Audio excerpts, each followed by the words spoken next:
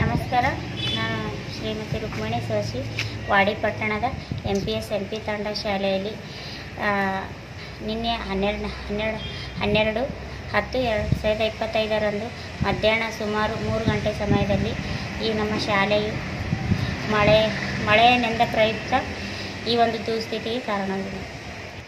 ಅದು ಮಳೆಯ ಪ್ರಯುಕ್ತ ಛತ್ ಮೇಲ್ಛಾವಣಿ ಕುಸಿದು ಅನಾಹುತವಾಗಿದೆ. ಏನೇನು ಅನಾಹುತ ಆಗಿದೆ? ಎಲ್ಲ ನಮ್ಮ ಭೌತಿಕ ವಸ್ತುಗಳು ಹಾಳಾಗ್ಯಾವ ಸರ್. ಆಮೇಲೆ ದಾಖಲೆಗಳು ಹಾಳಾಗ್ಯಾವ ಸರ್. ದಾಖಲೆ ಅಂತಂದರೆ ವೇಳಾಪಟ್ಟಿ, ಶಿಕ್ಷಕರ ವೇಳಾಪಟ್ಟಿ, ಮಕ್ಕಳ ಸಂಖ್ಯೆ ಲಿಸ್ಟು, ಅವು ಶಾಲೆಗೆ ಸಂಬಂಧಪಟ್ಟ ದಾಖಲೆಗಳು ಹಾಳಾಗಿದೆ ಸರ್. ಎಷ್ಟು ಕೋಣೆಗಳು ಮೇಡಮ್ ಇಲ್ಲಿ ನಮ್ಮ ಕನ್ನಡ ಮಾಧ್ಯಮಕ್ಕೆ ಸಂಬಂಧಪಟ್ಟಂತೆ ಒಟ್ಟು 10 ಕೋಣೆಗಳು ಇರ್ತವೆ. 10 ಕೋಣೆಯಲ್ಲಿ 10 ಕೋಣೆಗಳು ಕೂಡ ತುಂಬಾ ದುಸ್ಥಿತಿಯಲ್ಲಿವೆ. ಒಟ್ಟು ಯೋಗ್ಯ ಇಲ್ಲ. ಮಕ್ಕಳಿಗಾಗಲಿ ಶಿಕ್ಷಕರಾಗಲಿ ಅಲ್ಲಿ ಕುಂತು ತರಗತಿ ನಡೆಸಲು ಯೋಗ್ಯವಾಗಿಲ್ಲ ಸರ್. ಮತ್ತೆ ಎಲ್ಲಿ ನಡೆಸ್ತಾರೆ ಕ್ಲಾಸ್ ನೀವು? ಈಗ ಈವರೆಗೂ ಮಳೆ ಬರ್ತಾ ಇರುವಾಗ ನಾವು ಮಕ್ಕಳಿಗೆ ಒಂದೇ ಕೋಣೆಯಲ್ಲಿ ತಗೊಂತಿದ್ವಿ ಸರ್.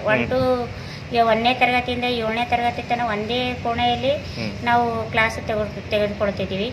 ಆಮೇಲೆ ಮಳೆ ನಿಂತ ಮೇಲೆ ಅದು ಎಲ್ಲ ಮೇಲ್ಛಾವಣಿ ಆರೋತನ ನಾವು ಇಲ್ಲೇ ಗಿಡದಲ್ಲೇ ಕುಂತ್ಕೇಸಿ ಪಾಠ ಮಾಡ್ತಿದ್ದೀವಿ.